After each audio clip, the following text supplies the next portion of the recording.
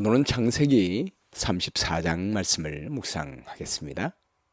오늘 우리가 묵상할 문제는요, 베델과 야복강의 경험으로 거듭난 야곱의 가정에 재난이 닥치도록 허락하신 이유가 무엇일까요? 라고 하는 것입니다. 하나님이 우리의 삶을 향하여 원하시는 변화의 끝은 어디까지입니까? 칭의까지입니까? 성화까지입니까? 아니면 영화까지입니까? 야곱은 야복강을 건너서 평안히 가나안 땅 세겜성에 이르게 됐습니다. 그리하여 하나님께서 그와 함께하며 고향 땅으로 평안히 돌아가게 해 주시겠다는 약속을 응답해 주셨습니다. 한동안 야곱은 세겜 골짜기에 거했습니다. 옛날에 아브라함이 약속의 땅에 처음으로 장막을 치고 첫 제단을 쌓은 곳이었습니다. 이곳에서 야곱은 장막을 친 밭을 세겜의 아들 하몰의 아들의 손에서 은 100개로 사고 거기 단을 쌓고 그 이름을 엘 엘로헤 이스라엘이라고 불렀습니다. 하나님 이스라엘의 하나님이란 뜻입니다. 야곱도 아브라함처럼 장막 곁에 여호와의 제단을 쌓습니다. 가족들을 조속으로 희생 제단에 불러 모았습니다. 그리스도의 희생을 바라본 것입니다. 나중에 예수님께서 사마리아 우물가의 여인을 만나셨을 때에 영생하도록 솟아나는 샘물에 대해서 말씀하셨던 그 우물이 야곱의 판 것이 바로 거기에 있었습니다. 그런 중에 야곱의 가정에 엄청난 사태가 발생합니다. 그의 가족 중에 한 딸이 수치와 슬픔을 당합니다. 두 아들은 살인죄를 범합니다. 온 도시가 보복과 파멸과 사륙에 휩쓸리게 됩니다. 야복강에서 하나님과 더불어 씨름하여 승리했으며 하나님이 함께하는 이 가정에 어떻게 이런 불행한 사건이 생기도록 하나님께서 허락하셨는지, 오늘 본문의 말씀은 하나님께서는 거듭난 하나님의 백성들이 어떻게 살아야 할지, 어느 단계까지 이르기를 원하시는지를 말씀하고 있습니다. 1절 말씀 보겠습니다. 레아가 야곱에게 낳은 딸 디나가 그 땅의 딸들을 보러 나갔더니 히위 족속 중 하몰의 아들 그 땅의 주장 세겜이 그를 보고 끌어들여 강간하여 욕되게 하고 그 마음이 깊이 야곱의 딸 디나에게 연연하며 그 소녀를 사랑하여 그의 마음을 말로 위로하고 그의 아버지 하몰에게 청하여 이르되 이 소녀를 내 아내로 얻게 하여 주소서 하였더라. 야곱이 그 딸 디나를 그가 더럽혔다 함을 들었으나 자기의 아들들이 들에서 목축함으로 그들이 돌아오기까지 잠잠하였고, 성경은 하몰의 아들 주장 세겜에게 디나가 부끄러운 일을 당하게 된 불행의 사건을 기록하기 전에 그 원인을 디나가 그 땅 여자를 보러 나갔더니 라고 표현하고 있습니다. 디나의 불행의 발단은 그녀가 이방 여인 친구들과 교제하기 위해 혼자서 과감히 그들의 마을에 들어가게 된 것이라고 말씀하고 있습니다. 하와가 남편의 곁을 떠나가지 말라고 한 금지된 곳에 가게 되므로 사탄의 유혹에 노출이 된 것처럼 하나님이 금지하신 영역으로 들어갈 때 위험에 노출되게 되는 것입니다. 부주와 선지자 204쪽에 이렇게 표현합니다. 하나님을 경외하지 않은 자들 가운데서 쾌락을 추구하고자 하는 자는 자기 자신을 사탄의 지경에 두고 있으며 사탄의 유혹을 불러들이게 된다. 6절 말씀이에요. 세겜의 아버지 하몰은 야곱에게 말하러 왔으며 야곱의 아들들은 들에서 이를 듣고 돌아와서 그들 모두가 근심하고 심히 노하였으니 이는 세겜이 야곱의 딸을 강간하여 이스라엘에게 부끄러운 일 곧 행하지 못할 일을 행하였음이더라. 야곱의 아들들이 동생 디나가 세겜으로부터 수치스러운 일을 당했다고 들었을 때 분노하게 된 것은 충분히 이해가 갑니다. 그러나 문제를 해결하는 그들의 태도와 행동에 문제가 있습니다. 이것이 더 큰 문제를 일으켰습니다. 8절 말씀이에요. 하몰이 그들에게 이르되 내 아들 세겜이 마음으로 너희 딸을 연연하여 하니 원하건대 그를 세겜에게 주어 아내로 삼게 하라. 너희가 우리와 통혼하여 너희 딸을 우리에게 주며 우리 딸을 너희가 데려가고 너희가 우리와 함께 거주하되 땅이 너희 앞에 있으니 여기 머물러 매매하며 여기서 기업을 얻으라 하고 세겜도 디나의 아버지와 그의 남자 형제들에게 이르되 나로 너희에게 은혜를 입게 하라. 너희가 내게 말하는 것은 내가 다 주리니 이 소녀만 내게 주어 아내가 되게 하라. 아무리 큰 혼수와 예물을 청할지라도 너희가 내게 말한 대로 주리라. 세겜은 분명히 간음하지 말라고 하는 계명을 범했습니다. 그런데 야곱의 아들들은 세겜 사람들에 대한 행동으로 인하여 더 중대한 죄를 범하게 됩니다. 13절 말씀에요. 야곱의 아들들이 세겜과 그의 아버지 하몰에게 속여 대답하였으니 이는 세겜이 그 누이 디나를 더럽혔습니다. 야곱의 아들들이 그들에게 말하되 우리는 그리하지 못하겠노라. 할례 받지 아니한 사람에게 우리 누이를 줄 수 없노니 이런 우리의 수치가 되민이라. 그런즉 이같이 하면 너희에게 허락하리라. 만일 너희 중 남자가 다 할례를 받고 우리 같이 되면 우리 딸을 너희에게 주며 너희 딸을 우리가 데려오며 너희와 함께 거주하여 한 민족이 되려니와 너희가 만일 우리 말을 듣지 아니하고 할례를 받지 아니하면 우리는 곧 우리 딸을 데리고 가리라.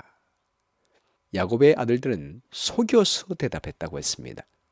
하나님의 계명의 말씀에 거짓 증거하지 말라라고 하는 죄를 범한 것입니다. 18절 말씀에요.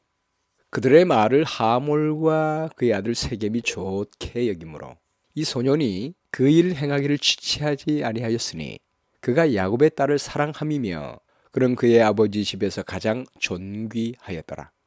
하몰과 그의 아들 세겜이 그들의 성읍 문에 이르러 그들의 성읍 사람들에게 말하여 이르되 이 사람들은 우리와 친목하고 이 땅은 넓어 그들을 용납할 만하니 그들이 여기서 거주하며 매매하게 하고 우리가 그들의 딸들을 아내로 데려오고 우리 딸들도 그들에게 주자.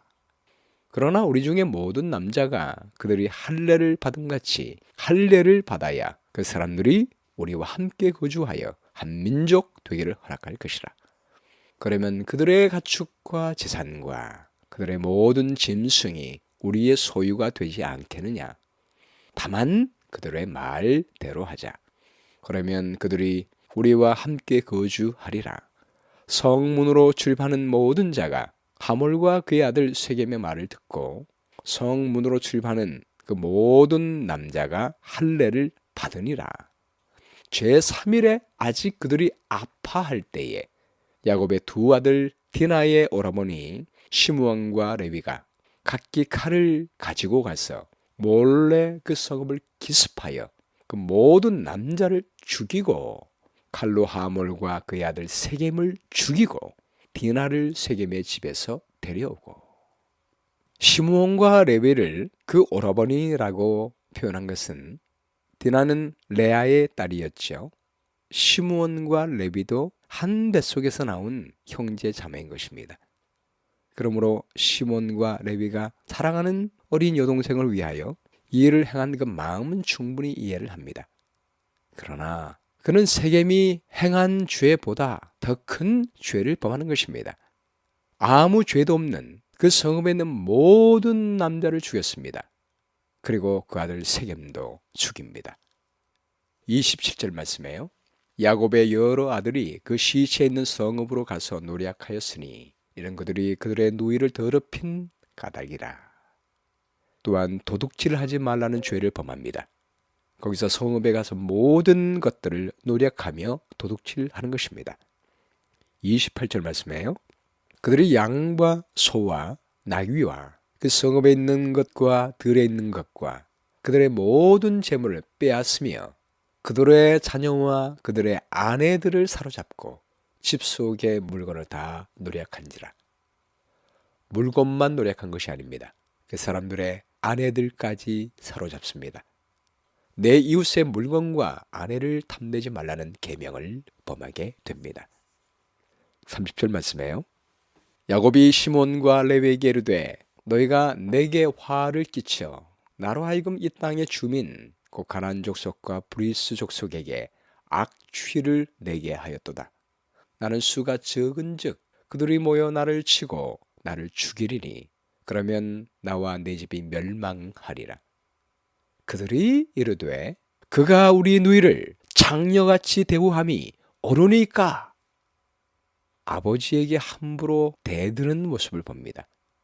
부모를 공경하라는 계명까지 범하는 상태를 보게 됩니다. 이 모습을 보면 야곱의 아들들은 하나님의 계명, 특별히 이웃에게 죄를 범치 말라는, 이웃을 사랑하는 두 번째 돌판의 계명들을 다 어긴 모습을 보게 되는 것입니다.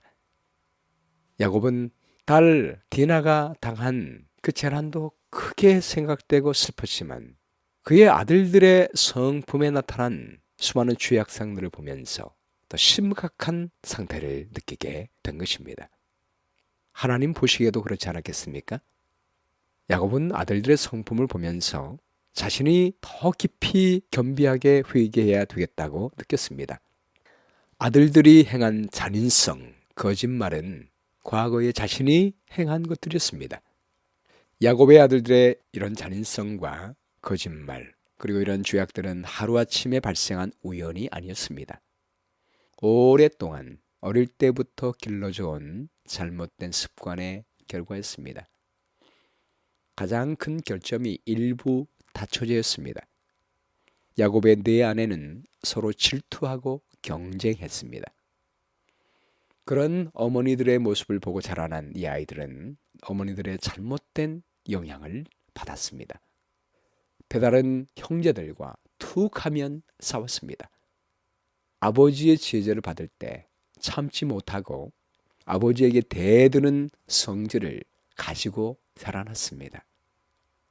하나님을 믿는다고 하지만, 하나님을 예비하지만, 그러나 하나님의 말씀대로 철저하게 살지 못했던 그런 결과가 열매로 나타나게 된 것입니다. 하나님께서 이 모든 것들을 하도록 한 것은 아닙니다. 하나님은 우리에게 자유를 주셨습니다. 우리가 선택해야 됩니다. 하나님은 우리를 강요하지 않습니다. 우리가 하나님을 신뢰하고 그분의 말씀에 순종하기로 선택할 때 하나님께서 말씀에 순종할 수 있도록 도와주십니다. 우리 인간의 힘으로는 하나님의 계명을 지킬 수 없습니다. 그러나 예수 그리스도의 십자가의 은혜를 믿고 성령을 의지하여 주님을 우리 안에 모신다면 주님께서 이 모든 일을 해주신 것입니다. 그러나 우리가 그것을 거부하고 예수님을 바라보기로 선택하지 않는다면, 하나님의 계명을 지키려고 하나님께 기도하지 않는다면 하나님께서 어떻게 할 수가 없는 것입니다.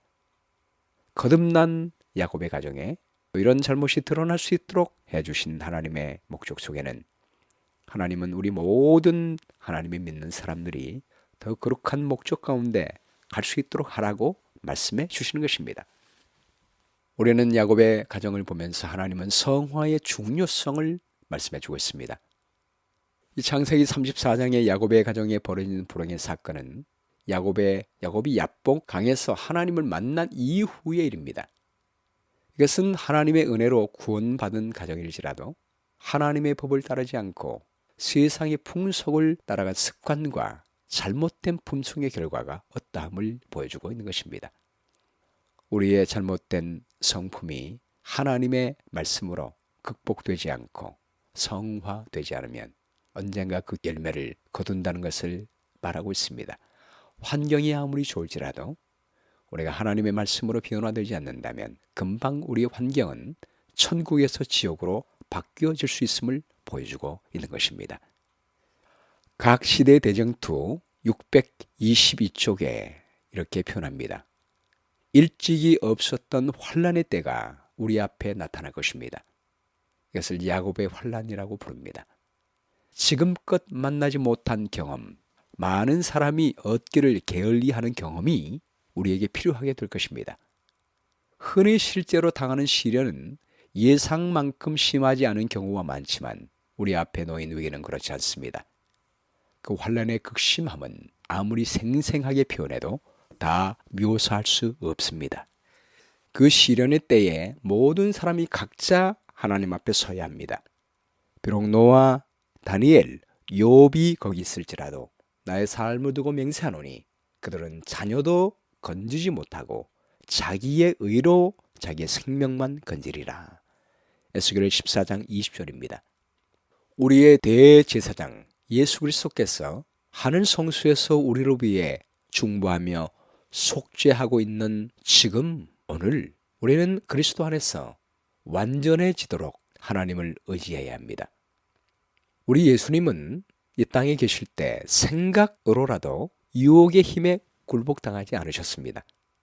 사탄은 사람의 마음 가운데 그가 발붙일 어떤 것이 있는지 찾고 있습니다. 버리지 않은 죄스러운 욕망이 있으면 유혹은 그것을 빌미로 힘을 발휘합니다. 예수님은 말씀하셨습니다. 요한복음 14장 30절 말씀에요. 이 세상 임금이 오겠습니다. 그러나 저는 내게 관계할 것이 없으니 라고 말씀했습니다. 사탄은 예수님을 유혹하려고 했지만 절대로 그분을 이길 수가 없었습니다. 왜냐하면 예수님은 하나님의 계명을 철저히 지키셨기 때문입니다. 그분 안에는 사탄이 이용할 수 있는 죄가 전혀 없었습니다. 환난의 때에 소교될 사람들에게 반드시 나타나야 할 상태가 바로 이것입니다. 우리는 이 땅에 사는 동안에 지금 예수 그리스도께서 우리를 위하여 중보하시며 그분의 피로 하나님의 거룩한 계명의 말씀으로부터 멀어진 모든 죄를 깨끗하게 해주시고 하나님의 말씀을 우리 심령 속에 새겨주시는 그 경험을 우리는 해야 합니다. 하나님 거룩한 말씀 앞에 서서 죄를 회개함으로 말미암아 그분의 피를 믿음으로 죄와 분리되어야 합니다. 지금 오늘날 우리 귀하신 예수님께서는 우리를 지성소로 부르십니다. 당신과 연합하라고 하십니다. 우리의 연약함을 그분의 능력에, 우리의 무지를 그의 지혜에, 우리의 무가치함을 그의 은덕에 동요매라고 호소하십니다. 하나님의 섭리 속에서 우리는 예수님의 온유와 겸손을 배울 수가 있습니다. 더 쉽고 즐거워 보여서 선택하고 싶은 길이 아닌 참다운 삶의 목표, 성화와 영화의 목표를 주님께서는 늘 우리 앞에 두십니다. 우리의 품성이 거룩한 모본이신 그분을 닮도록 하늘 일꾼들이 활동 중이며 우리를 돕고 있습니다. 그들과 협력하는 일은 우리의 몫입니다. 이를 소홀히 하는 사람, 미루는 사람은 가장 심각한 위험에 빠질 수밖에 없습니다. 그러나 우리가 지금 우리를 위하여 하늘 지성소에서 중보하시는 우리 주님 앞에 나가서 하나님의 거룩한 계명 앞에서 예수 그리스도의 보혈로 우리 모든 죄를 깨끗하게 하며 하나님의 계명과 예수의 믿음을 따라 살아간다면 우리의 삶은 그분의 말씀과 일치된 삶을 살게 될 것입니다. 온전히 하나님의 영광을 나타내는 삶에 이를 수가 있게 될 것입니다. 오늘 말씀 가운데 나타난 하나님의 성품은 무엇입니까? 우리의 삶을 온전히 성화시켜주시는 하나님이십니다. 용기를 주는 약속은 하나님은 우리를 죄에서 거듭나서 하나님의 자녀 백성이 되게 할 뿐만 아니라 그리스도의 보혈과 하나님의 거룩한 말씀을 통하여 우리의 품성을 하나님의 품성으로 변화시켜 우리의 모든 삶이 이웃을 진정으로 사랑하는 사람으로 변화시켜 주십니다. 오늘 예수님은 하늘 지성소에서 그 일을 하고 계시며 우리가 언제든지 하나님의 계명 앞에 나가 그 계명에서 멀어진 것을 예수 그리스도의 보혈을 의지하여 자복하고 회개한다면 모든 죄를 씻어주시게 될 것입니다. 그리고 새로운 마음을 창조해 주시게 될 것입니다. 실천할 내용은 우리를 위하여 하늘 지성소에서 중보하시는 주님 앞에 늘 나가서 그분을 바라보며 그분과 연합되는 귀한 한날이 됐으면 좋겠습니다. 우리의 무지를 그분의 지혜에 연합시키고 우리의 연약함을 그분의 능력에 연합시키고 우리의 무가치함을 그분의 성품에 동요매어 주님의 온유와 겸손을 배우는 귀한 한날이 되었으면 좋겠습니다. 기억절 말씀은 창세기 34장 1절입니다. 레아가 야곱에게 낳은 딸 디나가 그 땅 여자를 보러 나갔더니. 기도하겠습니다. 사랑의 주님, 우리를 부르셔서 죄에서 해방되어 거듭나게 할 뿐만이 아니요 하나님의 거룩한 말씀을 우리 심령 속에 새겨주시고 하나님의 계명에서 멀어진 것들을 회개하고 기도할 때마다 모든 죄를 깨끗하게 해주시고 모든 불의에서 도말해 주시오니 감사합니다. 그리고 우리 마음속에 새로운 마음을 창조해 주시며 하나님의 거룩한 말씀과 우리의 생각이 일치되어 하나님의 온전한 사랑을 우리 이웃에게 행할 수 있는 사람으로 변화시켜 주시오니 감사합니다. 지금 주님이 하늘지 정소에서 칭의뿐 아니라 성화까지 이루어 주시며 주님 재림하실 때는 우리를 영화롭게 변화시켜 하늘을 살 수 있도록 인도하시는 거룩한 부르심에 감사하며 그 높으신 표대를 향하여 예수님 바라보며 살아가는 어느 한 날이 될 수 있도록 인도해 주시기를 간절히 바라오며 예수 그리스도의 귀하신 이름으로 기도합니다. 아멘.